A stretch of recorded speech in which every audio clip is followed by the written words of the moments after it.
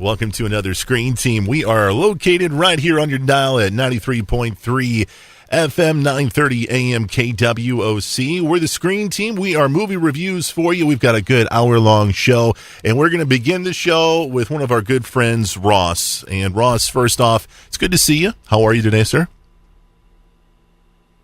Anytime. Oh, this is not television. This is not television. Oh, there's no cameras. Yes. I'm fine, and I really appreciate the invitation. Well, the reason we invited you is because you're our resident John Wayne. Ooh, they didn't give him enough time. I know, man. Or anybody else either. We're talking about the movie How the West Was Won, and this movie is pretty special as far as the fact that it's one of those very first movies that said, "Hey, we've got this star in here, and this star, and this star." And did we tell you we have this star? This movie is just filled with heavyweights. And I believe, correct me if I'm wrong, it was the first, what do you call, composite movie where there were every legend in Hollywood at the time. They were all top box office talents and business. But there was no headliner. Right. And outside of Debbie Reynolds, I think she probably got the most time in the movie. I think you're right. I mean, John Wayne, Harry Morgan, George Papard, Jimmy Stewart, and it goes and goes. Henry Fonda, Robert Preston. Yeah. I mean, they were all on the Hollywood Walk of Fame. They made the movie industry, but there was no headliner. And it was an interesting film because it was basically American history. Yeah. Okay. And it's the first movie I saw in Cinemax. Cinemax? Was that what it's called? I mean, what was this big Cinescape? white? Is that what it was? No, this big white... Cinerama. Okay. All right. Well, I'm old. I don't have memory anymore. Man, that's awesome. But I noticed that on your CD, it had 3 sections on the screen.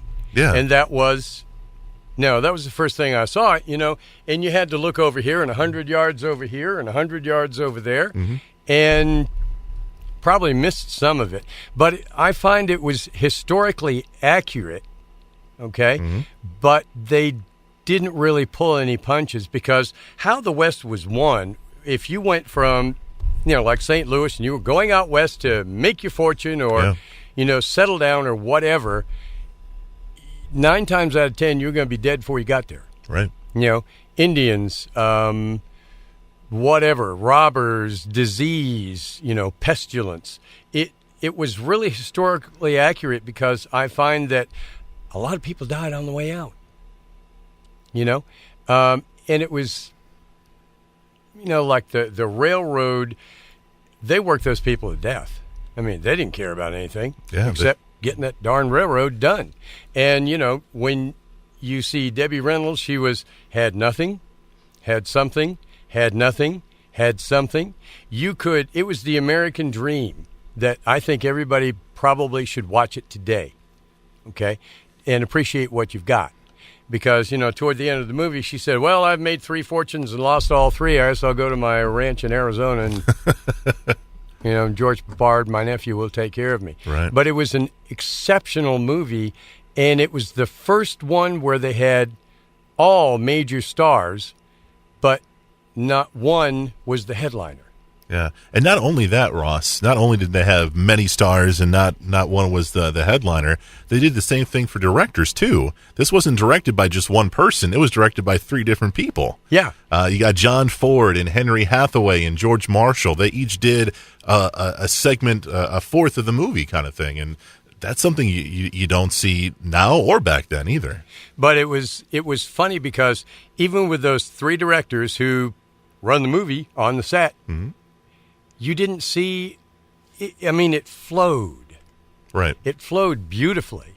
You saw some differences maybe in camera angles and camera shots and things like that, but it wasn't like 3 separate movies. It just flowed and moved along from beginning to end just absolutely beautifully because you had 3 of the directorial legends in the movie industry doing it.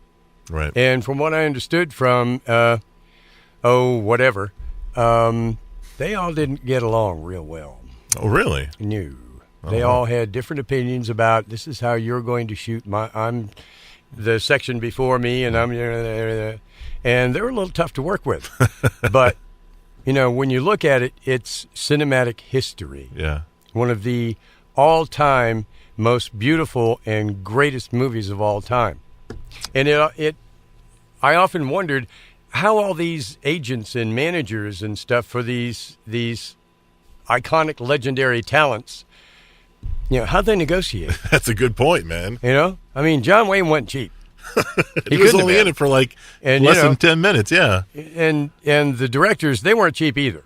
That's right. I mean, you go in there and you talk to Harry Morgan for a few minutes, and he had one scene where they walked into the infirmary, and then they walked over, and they were talking about the battle and, Grant. And that was about it. Right. I mean, how much did that cost? Right. And how did they negotiate all these talents to get into such a fantastic movie? I'm curious, Ross. You and I, we're old. We're wise. Speak for yourself. All right, fine. I'm old and wise. I enjoy movies like this. I love the classic films. I know that you do too. Do you think the next generation, the millennials, your son, do you think they or he can enjoy a film like this? I don't think they'll make them. No, I'm saying this particular film. Oh, yeah, he watched part of it with me. And what did he think? He thought it was great. Yeah. He gets into certain kinds of movies, okay? And I'm trying to get him to watch some of the classics. We watched The Longest Day. Mm-hmm. And, I've got on videotape about 200 movies. Yeah. And, some of the greatest ones of all time.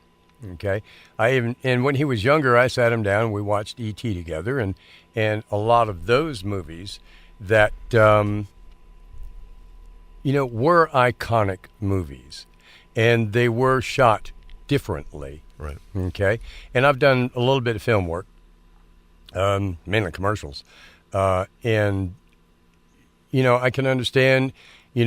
Shots of angles, lighting, and things like that. And, you kind of explain things to him. But, yeah, he really likes movies. He watches movies more than he watches anything. Right on. How the West Was Won. What would you give it? 9 out of 10? 10 out of 10? 10. 10? Yeah. Perfect, huh? Oh, yeah. You couldn't do that today. All right. How the West Was Won, starring Jimmy Stewart and Debbie Reynolds and Robert Preston. We even forgot to mention Eli Wallach. He plays a typical bad guy. Well, there were so many of them in there that, if you made a list, I wonder what the number would be. Yeah. Spencer Tracy was in it. Yeah, he did the narration. Yeah. Yeah. It's a classic. I was surprised Hepburn wasn't in there. I expected her to be in there somewhere. That's true, man. How the West Was Won. You can find it on DVD. More reviews coming your way next on The Screen Team.